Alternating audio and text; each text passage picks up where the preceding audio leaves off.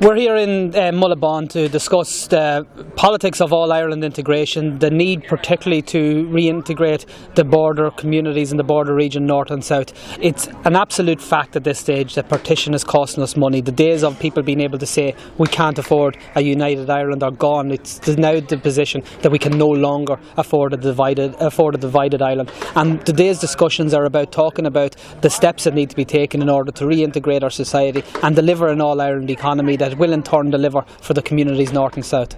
Well, we've been speaking to people who are involved on the ground in terms of delivering in a community level, but also we're talking to economists, people who know the steps that need to be taken to deliver an all-Ireland economy, and people who know the challenges that that's going to present. But this is what these events are about. They're about challenging ourselves. They're about putting the hard questions to us as Republicans so that we in turn can win the arguments in favour of all-Ireland integration and a united Ireland within the wider community. We have elected reps here from right across the border, particularly in the border region, but we've executive ministers, we've TDs, we've got our MLAs, and we've got a very good discussion here already about partition, about what it's doing to Ireland, not just to the mindset within the people, but to the economy of Ireland as a whole. And we've heard from a range of people, some very challenging views, what needs to be done and how there isn't necessarily a one-size-fits-all approach to this. It's about people working within their stratum, trying to encourage and facilitate discussion around the economy, building that economy to help not just attract foreign direct investment, which is a real key word at the minute, but to help our Indigenous businesses, encourage collaboration within the regions, encourage small and medium-sized enterprises to work together to create more employment. Probably most of the people in this country don't know there are already all-island plant health strategies, animal health strategies. You know, it's only when you get things like foot and mouth disease or something that people actually start thinking about the island, and suddenly people do recognise they have their common interests and are prepared to work together. But we don't want impending disasters to necessarily be the impetus for that. But, you know, there are just so many things where shared services, and it shouldn't just mean as an excuse for cutting services or whatever.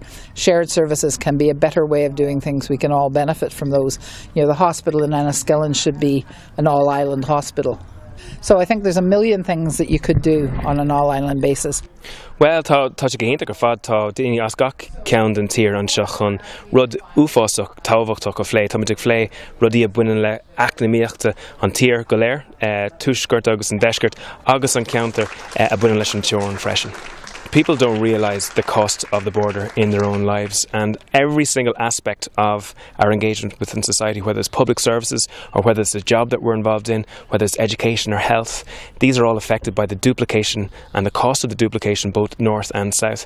And what we're here to discuss today is practical ways in which representatives can actually make those changes in their own institutions to break down those challenges. And for example, we have had information from the retailers of Ireland saying that €750 million could be achieved by north-south cooperation on shopping tourism, one particular sector, and yet the government is doing nothing with regards harvesting that. So this is just one example of the opportunities for change in people's lives, and we're talking about an area that's suffered from deprivation, suffered from depopulation, and suffers from poverty, and that change is in our grasp. So we're here today basically setting out a strategy to achieve that change. Well, it's very interesting to hear a party discuss these issues seriously, because I think Sinn Féin is the only party in the island that really takes unity seriously and is prepared to put in the hard work to work out the modalities of it. And that's interesting, and it's better than the kind of lip service that most parties give to it.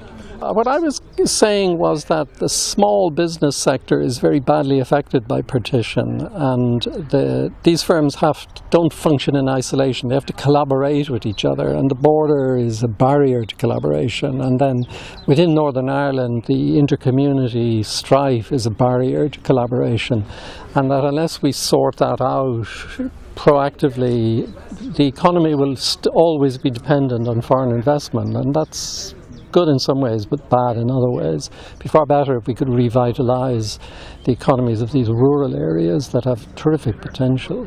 An all-island economy would be the economic manifestation of a unitary state or a federal state or some new constitutional arrangement that everyone would be happy in, and that within that you would have a better functioning economy, better public services, more rational development of the economy. So it's the political will to do that is clearly not present at the moment, and the unionists are fearful of it, whereas I genuinely think they've nothing to fear. What might scare people this year will be the normal, common, everyday fact of life in 5 years' time. So you just have to start the dialogue. You have to start making these concepts familiar to people, and you saw the Scots do that in their referendum for independence, where as time went by, the Scottish people became very comfortable with the notion that they would have control over their own affairs, whereas 5 years ago 20% of people would have voted yes. Well, it's been a fantastic morning so far. We've had everybody here, our activist space, our elected reps, councillors, MLAs, our ministerial team, our TDs, our MEPs. It's been a really positive engagement.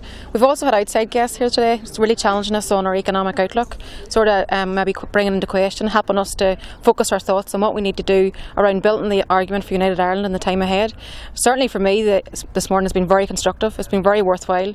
We've all got a lot out of it, and I think that it's just right and proper that people will challenge us on our economic thought and on our way forward, and we're very up for that discussion. We're very constructive, taken forward in a very constructive manner this morning, so I think that it's been a very successful day all round, and we need to have more of this conversation.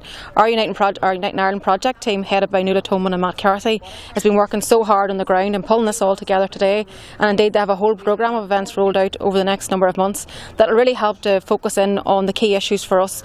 So it's been a very successful day all round. We look forward to a lot more conversation in the time ahead. I think the question that did come up today time and time again is, the people always ask us, is United Ireland affordable? I think the question that we need to pose back to people is Partition affordable?